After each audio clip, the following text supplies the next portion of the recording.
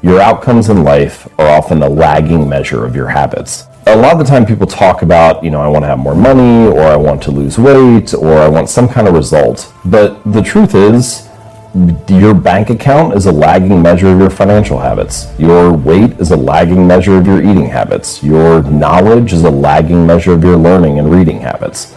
We think the thing that needs to change is the bank account or the test score or the number on the scale, but actually the thing that needs to change are the habits that precede those outcomes. The fight, the daily fight, is a challenge. You will not always want to do what you need to do. You will not always feel like doing something you need to do. You may not want to fight that battle, but you need to. Every action you take is kind of like a vote for the type of person you want to become. And if you can master the right actions, if you can master the right habits, then you can start to cast votes for this new identity, this desired person that you want to be. That's one of the reasons why small habits matter so much. They don't necessarily transform your life overnight. Doing one push-up does not transform your body, but it does cast a vote for being the type of person who doesn't miss workouts. Meditating for 1 minute might not give you an immediate sense of calm in your life, but it does cast a vote for being a meditator. The real goal is not to run a marathon. The goal is to become a runner. The goal is not to write a book. The goal is to become a writer. True behavior change is really identity change, because once you've changed that internal story, it's way easier to show up each day. You're not even really motivating yourself that much to do it. You're just like, this is who I am now. Short-term thinking says, the donut tastes good, eat it. Short-term thinking says, one workout doesn't matter, I can skip it. Short-term thinking encourages you to make short-term emotional decisions that hurt you in the long run. And they definitely don't move you toward your overall strategic goals. The more short-term decisions you make, decisions that are based on that immediate gratification, decisions based on quick emotional satisfaction, the further from the path you will stray. Think strategic. Think long-term. Act strategic. Take action that improves your long-term position and moves you toward your long-term goals. Figure out where you want to go. Figure out who you want to be. Figure out what you are trying to do with your life. Write them down. What are you saving for? What are you working toward? What kind of physical condition do you want to be in? What kind of relationships do you want to have? What skills are you trying to develop? You have to explain to yourself the why. Why do you want to save money? Why do you want to be in that physical condition? Why do you want those relationships? Or why do you want those skills? You are your own leader. Give yourself the mission and explain the why behind those goals. Write those things down in simple, clear, concise language. Read it before you go to bed. Read it when you wake up. Read it every day until it is embedded in your brain.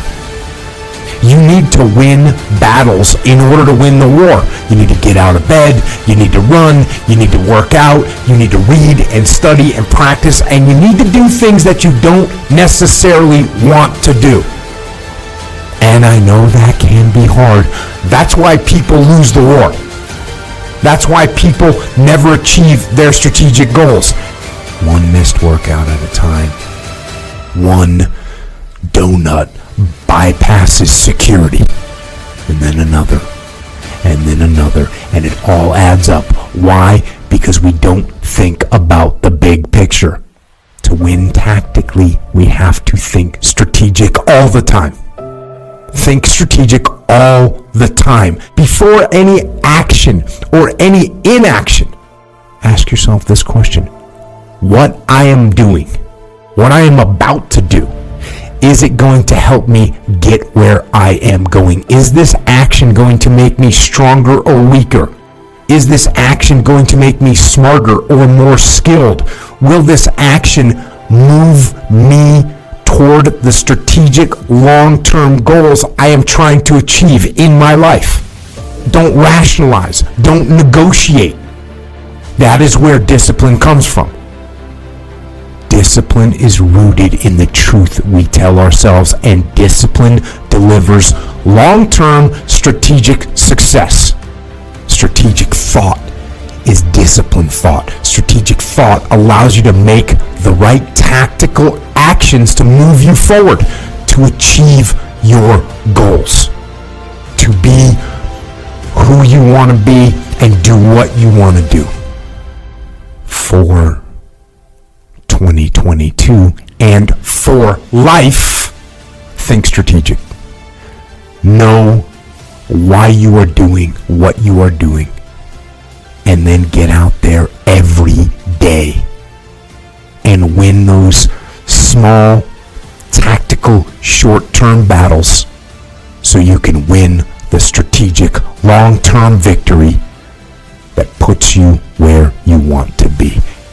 Get out of your damn bed, get off your phone, get out of the soft and addictive comfort zone that weakens you and destroys your goals. And you need to go out there into the world and get after it. Where are you lacking in life? You need to look at your daily routine and start to find that half an hour or an hour that you generally, truly have downtime. And I want you to take your phone. I want you to set an alarm for that time. And I want you to put the alarm as, dude, it's time to fucking work out. You do this for a week or two at a time, and it starts to become something that you look forward to, because you're going to notice that every time you accomplish one of these things, the immediate feeling you have after is a feeling of gratitude, a feeling of winning, a feeling of being proud of yourself. And this is how you start to build upon what it is you lack to build a positive habit. These positive habits eventually turn into routines, and before you know it, you're already accomplishing all these things that have seemed impossible to you, and you're doing it seemingly automatically because you started to build a real habit. As this process becomes just the way it is it will actually become who you are, and what happens then is that your life magically, quote unquote, magically transforms with very little effort. The first 2 to 4, 6 weeks, you're going to have days where you have to grit it out. You're going to have days where you get that dirt in your eyes and you feel like quitting.